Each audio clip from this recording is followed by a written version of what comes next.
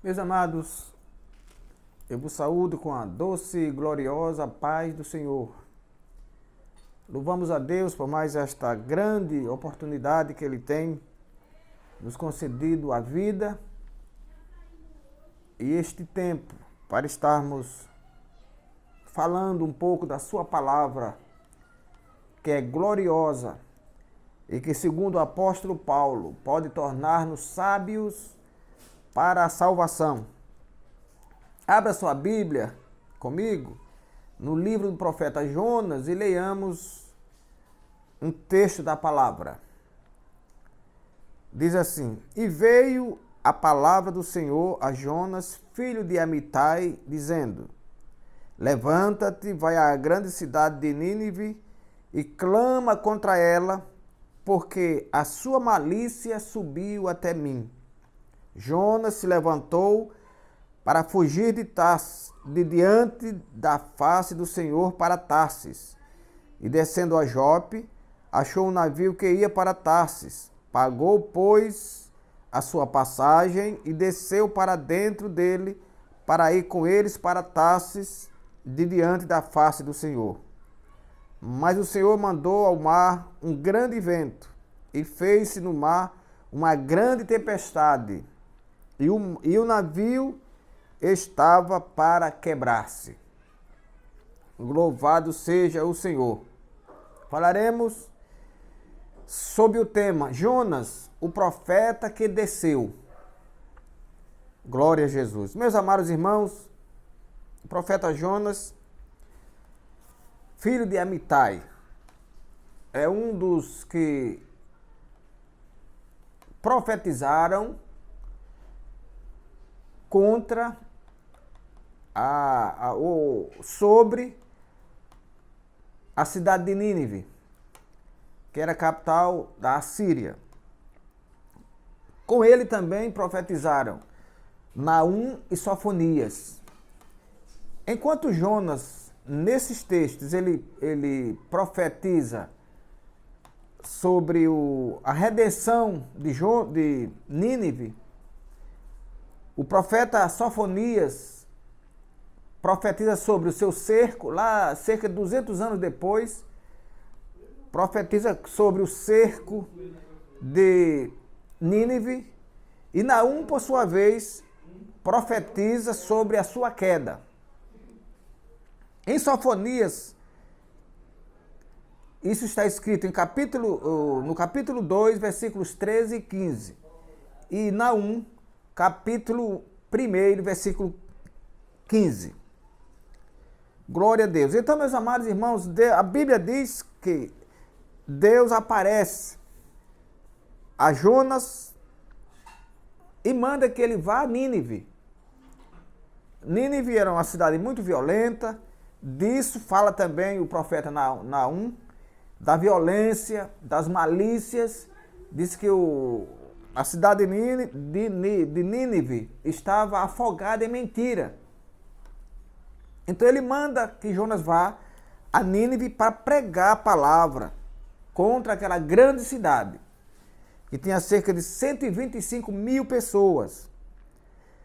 Mas a Bíblia diz que o profeta Jonas, ao invés de cumprir a palavra de Deus, ele se levanta para fugir. É um profeta que agora está na contramão do Senhor. E a Bíblia diz que ele desce a Jope. Para fugir de Deus, ele desce a Jope, que era um grande porto marítimo. E a Bíblia diz que na construção do Templo de Salomão, Jope era a entrada de madeira para essa construção. Então ele desce a Jope. A Bíblia não relata a forma de como ele desceu a Jope. Sabe-se que Jope era um porto que ficava ali no Mediterrâneo, a 56 quilômetros a noroeste de Jerusalém. E ele desce a Jope, e lá em Jope ele encontra um navio que vai para Tarsis. Imagine, meus amados irmãos, que Jope e Tarsis estavam no oeste de Jerusalém. Já Nínive estava no extremo leste. Então Deus mandou para um lugar e Jonas foge para um lugar extremamente ao contrário. Ele desce então, primeiro ele desce a Jope, depois ele entra, vai, paga uma passagem num navio que está saindo de Jope para Tarsis, e ele desce, a Bíblia diz que ele desce ao porão do navio, paga a passagem, desce para dentro do navio e depois ele desce para o porão do navio. Meus amados irmãos, o porão do navio era a parte mais baixa do navio, era onde se colocava as cargas. Foi nos porões dos navios que os escravos africanos chegaram ao Brasil.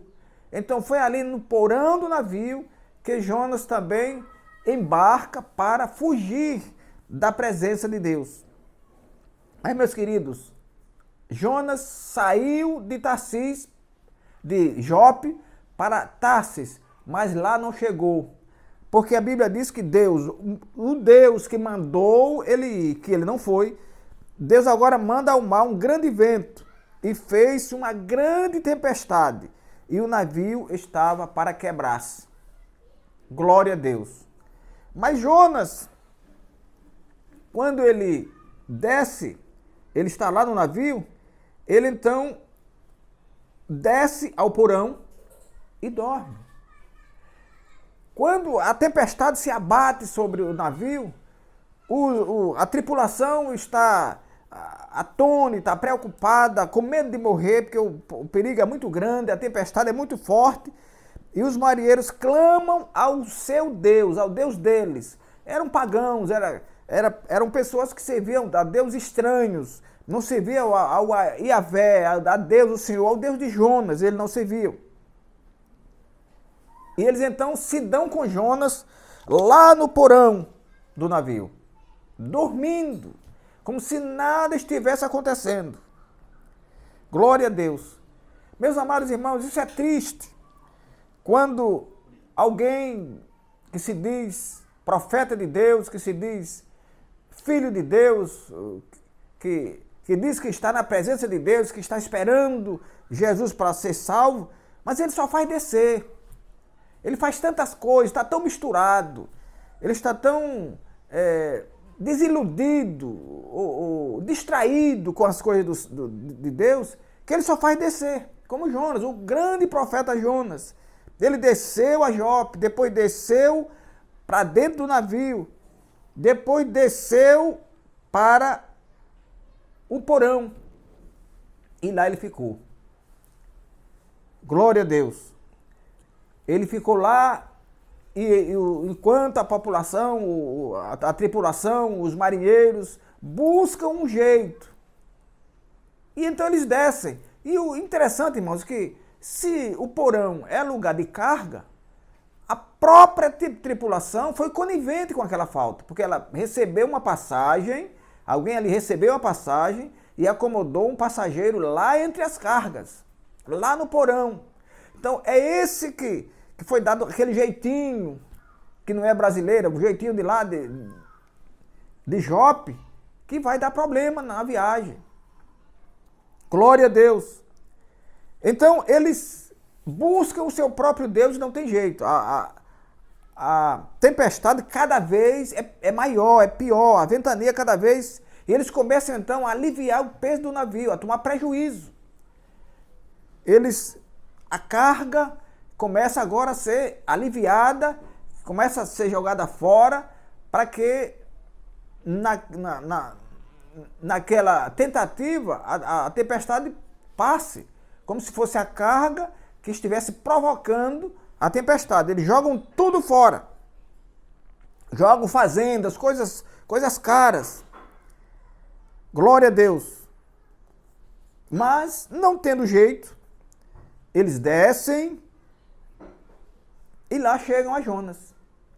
E eles então perguntam: o que faz aqui, dormente? Levanta e invoca o teu Deus. Como que ele diz? Se você não fizer alguma coisa, se você não tiver um Deus que livre, todos morreremos. Todos nós morreremos. Clama ao teu Deus. Era o desespero dos marinheiros. E dizia a cada um ao seu companheiro: vinde e lancemos sortes, para que saibamos por que causa nos sobreveio este mal. O Jonas estava ali calado, parecendo que não tinha nada a ver com a história, que só veio dizer o que estava acontecendo, só veio confessar a sua culpa quando lançaram sorte e caiu a sorte sobre ele. Então ele aí agora não tem mais como esconder, ele diz: não, o culpado sou eu. Levantai-me e lançai-me ao mar. Vejam que ele, apesar de reconhecer que era o culpado, mas ele não quis largar-se ou jogar-se ao mar. Ele pediu que alguém jogasse ao mar. Sou eu o culpado. Glória a Deus. Que o Senhor, meus amados irmãos, nos abençoe, nos livre desse tipo de pessoas que fogem de Deus, fazem viagens para fugir de Deus, mas sem saber, sem perceber que estão dando prejuízo a elas mesmas e a outras pessoas, a comunidades aonde elas vivem. E nas igrejas de hoje não está diferente, o mundo de hoje não está diferente. As pessoas fogem de Deus, as pessoas desconhecem a Deus, as pessoas não reconhecem o Deus do céu, o Deus que fez os céus e a terra, o Deus que nos dá o fôlego de vida, o Deus que nos dá o sustento, o Deus que nos dá a alegria de viver, o Deus que nos dá a paz, como Jesus disse: eu vos deixo a paz e não a deixo como o mundo deixa. Quer dizer, eu vos dou a minha paz e não vos la dou como o mundo a dá. É você, meu amado irmão, ou meu amigo, que está fugindo, cada dia você foge mais de Deus. Foge da igreja, foge dos irmãos, foge dos amigos, sem saber que esse problema, essa fuga sua vai lhe trazer lá na frente, vai lhe trazer problemas maiores. Deus vai encontrar com você. Deus vai cruzar a sua estrada. Como fez com Jonas. Olha, Jonas fugiu. Aqui você está fugindo? Então eu vou mandar uma tempestade, eu quero ver quem é mais forte. Se é você que está fugindo ou sou eu. Se é você que não tem dó das almas que se perdem em Nínive, ou eu, que sei que 125 mil almas ali não sabe discernir entre o braço direito e o braço esquerdo.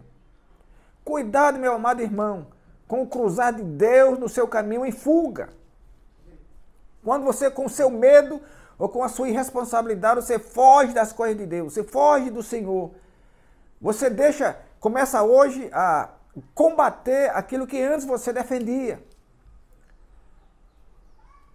Você hoje diz que não adianta, que igreja, que nada de igreja, é crente em casa mesmo. Por que você defendia antes? A Bíblia mudou para você? E outras doutrinas, a doutrina do dízimo, por exemplo. Não, isso é coisa do Antigo Testamento. E você não defendia antes? A Bíblia mudou para você? Cuidado, Deus pode cruzar a sua estrada. Jonas sofreu porque renegou a ordem de Deus. Foi negligente a ordem de Deus. Fugiu achando que nada aconteceria.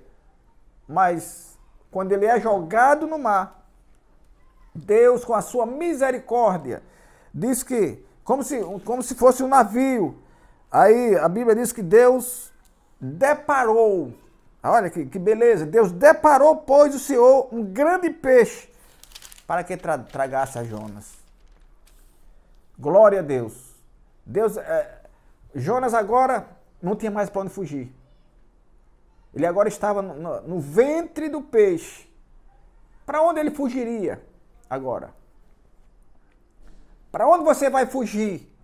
Quando você chegar lá na linha, no final da linha, como Elias, que fugiu até o Monte Horebe, mas lá Deus encontrou com ele. Jonas fugiu lá até o ventre do peixe, mas lá Deus encontrou com ele. Que Deus lhe abençoe a você e a mim, para que na nossa fuga, na nossa negligência fugitiva, o Senhor não nos encontre e não nos puna.